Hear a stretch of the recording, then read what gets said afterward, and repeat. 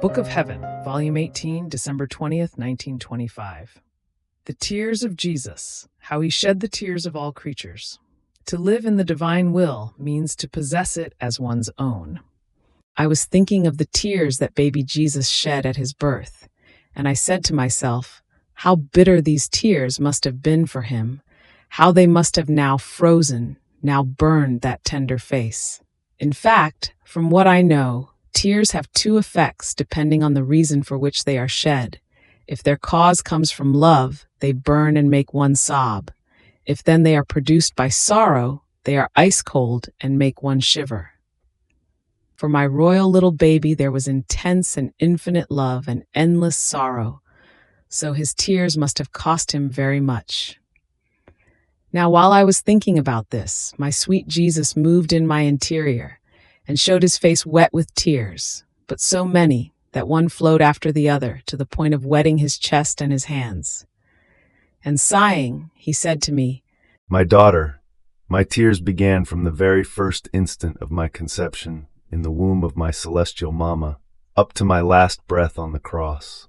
The will of my celestial Father entrusted to me also the task of tears, and I was to shed so many of them from my eyes, for as many as all creatures together would shed. Just as I conceived all of their souls within me, so was I to shed all of their tears from my eyes. See then, how much I had to cry. I had to shed from my eyes the tears which creatures shed out of passion, so that mine might extinguish their passions.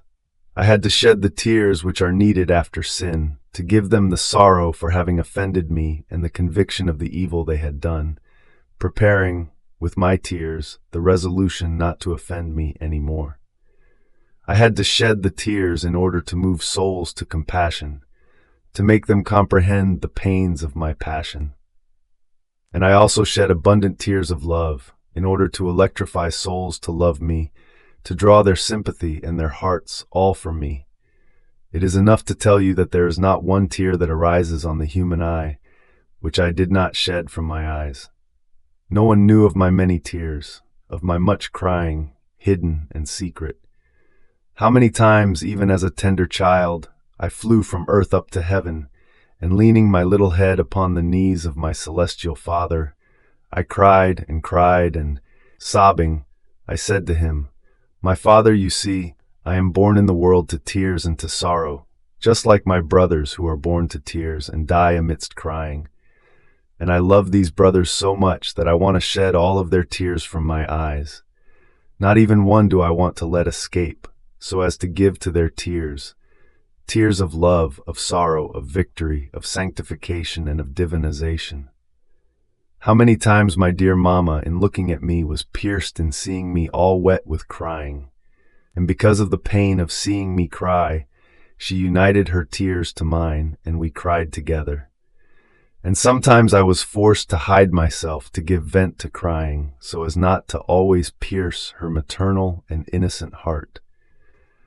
Other times I waited for the moment when my celestial Mama, out of necessity, had to occupy herself with housework to give vent to my tears, in order to complete the number of tears of all creatures."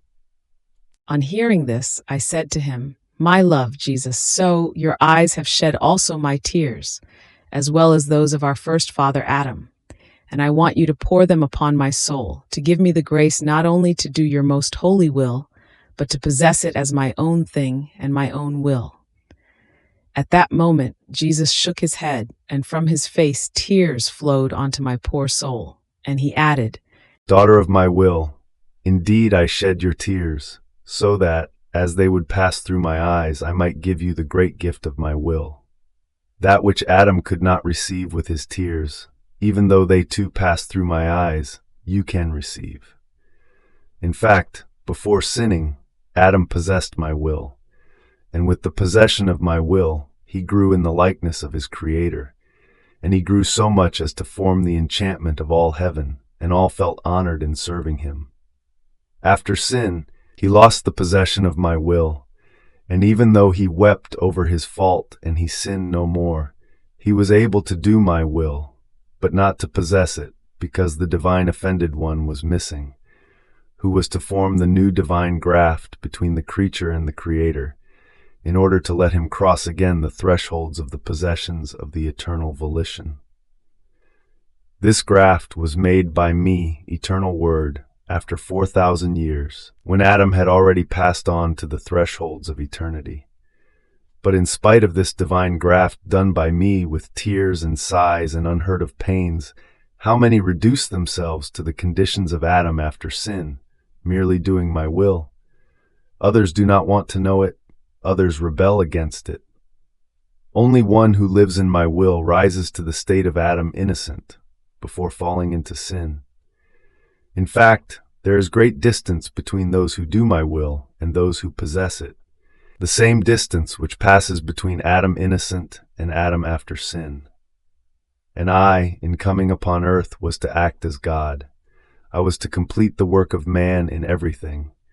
I was to raise him to the first point of his origin, by giving him the possession of my will.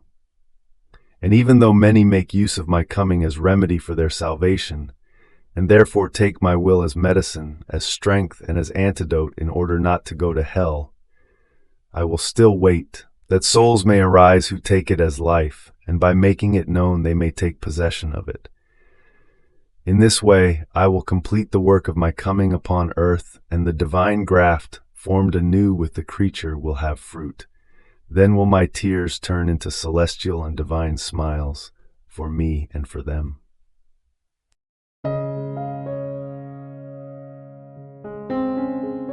Thank you for being a part of our community here at Divine Will app.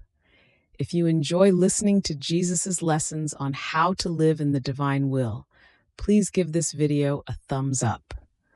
Your likes help us reach more souls yearning to live in the kingdom of the divine will. We'd love to hear your thoughts and reflections, so drop a comment below. Your insights not only enrich our community, but also inspire others on their spiritual journey. And don't forget to subscribe to our channel. By joining us, you're helping to spread the news of the kingdom of the divine will, so that together we can bring His kingdom to reign on earth as it is in heaven. In the divine will, always.